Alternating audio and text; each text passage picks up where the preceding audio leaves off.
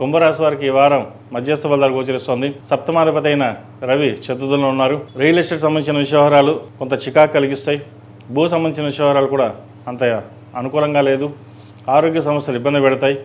ఒక కార్యక్రమం చేయదలుచుకుంటే ఖర్చు అధికంగా ఉంటుంది. రూపాయికి ₹2 ఖర్చు ఉంటుంది. అయితే రాబడి అలాగే ఉంటుంది కాబట్టి ఖర్చు కూడా అలాగే ఉంటుంది. అయితే ఖర్చు పెట్టే విషయంలో సాధ్యమైనందుకు సేవింగ్స్కి వెళ్ళడం చెప్పదగినది. వీరికి ఏలినాటి శని నడుస్తుంది. ద్వితీయంలో మేనంలో శని బలంగా ఉన్నారు. కొన్ని ఉద్యోగపరంగా వీరికి బెనిఫిట్స్ పొందే అవకాశం గోచరిస్తుంది. నూతన ఉద్యోగ ప్రయత్నాలు చేసిన వారికి మంచి ఉద్యోగ అవకాశం తప్పకుండా గ్రహతులు గోచరిస్తుంది. అదేవిధంగా చతుర్థ భాగ్యాధిపతి అయిన శుక్రుడు పంచమంలో ఉన్నారు. సంతానం సంబంధించిన విషయాలు బాగున్నాయి. ఎక్కువగా విలాసవంతమైన జీవితం గడపడానికి ఇష్టపడతారు. విలాసాల కోసం ఎక్కువగా ధనాన్ని ఖర్చు చేయడం జరుగుతుంది. దైవ దర్శనాలు చేసుకోవడం చెప్పదగినది. విహారయాత్రలు చేస్తారు. కుటుంబం కోసమే ధనాన్ని ఎక్కువగా ఖర్చు ఉంటుంది. అయితే అది ఎంతవరకు ఖర్చు పెట్టాలి, సాధ్యమంతవరకు సేవింగ్స్ వెళ్దామా అన్న ఆలోచన కూడా ఉండాలి. అదేవిధంగా సొంతంగా వ్యాపారాలు చేసుకునే వారికి కొంత నష్టం వచ్చే అవకాశం గోచరిస్తుంది.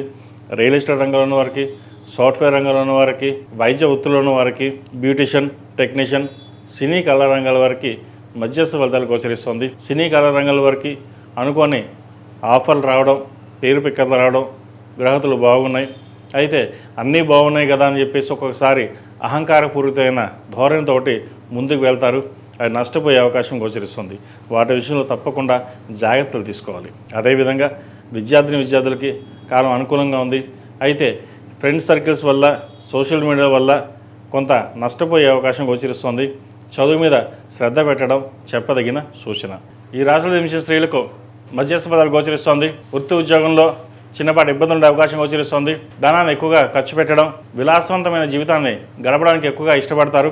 ధనాన్ని ఎక్కువగా ఖర్చు చేస్తారు. అయితే సాధ్యమైనంత వరకు సేవింగ్స్కి ప్రాధాన్యత ఇవ్వడం చెప్పదగినది. దూర ప్రాంత ప్రయాణాలు, సెల్ఫ్ డ్రైవింగ్ విషయంలో కొన్ని జాగ్రత్తలు తీసుకోవాలి. వీరికి వ్యయాధిపతి రాశ్యాధిపతి అయిన శని ద్వితీయంలో ఉన్నారు. మేన్ రాశిలో ఏలినాటి శని నడుస్తుంది. శని ద్వితీయంలో బలంగా ఉన్నప్పటికీ ఖర్చుల విషయంలో కూడా అదేవిధంగా కొన్ని జాగ్రత్తలు తీసుకోవాలి. చేద్దాకు వచ్చిన కొన్ని పనులు చేజారిపే అవకాశం, అదేవిధంగా ఒక అనుకోని పదవి లభించే అవకాశం కూడా లేకపోలేదు. ఈ రాశిలో మించిన స్త్రీలు రాజకీయ పరంగా మంచి అవకాశాలు కలిసి వస్తుంది. పేరు ప్రఖ్యాతలు లభిస్తాయి. సంతానపరంగా చిన్న చిన్న ఇబ్బందులు ఉండే అవకాశం గోచరిస్తోంది. సొంతంగా చేసుకునే వ్యాపారాలు కొంత నష్టం ఉండే అవకాశం కూడా లేకపోలేదు. వాటి విషయంలో జాగ్రత్త తీసుకోవాలి. అదేవిధంగా కాస్మెటిక్స్, చిరుస్థాయి వ్యాపారస్తులకు hotel management, administration, chartered account, software, real estate ఈ రంగాల వారికి మధ్యస్థ ఫలితాలు గోచరిస్తోంది. సంతానపరమైన ఇబ్బందులు కొన్ని తలెత్తే అవకాశం గోచరిస్తోంది.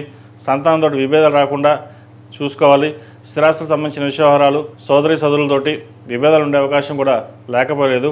కొన్ని జాగ్రత్తలు తప్పనిసరిగా తీసుకోవడం చెప్పదగిన సూచన.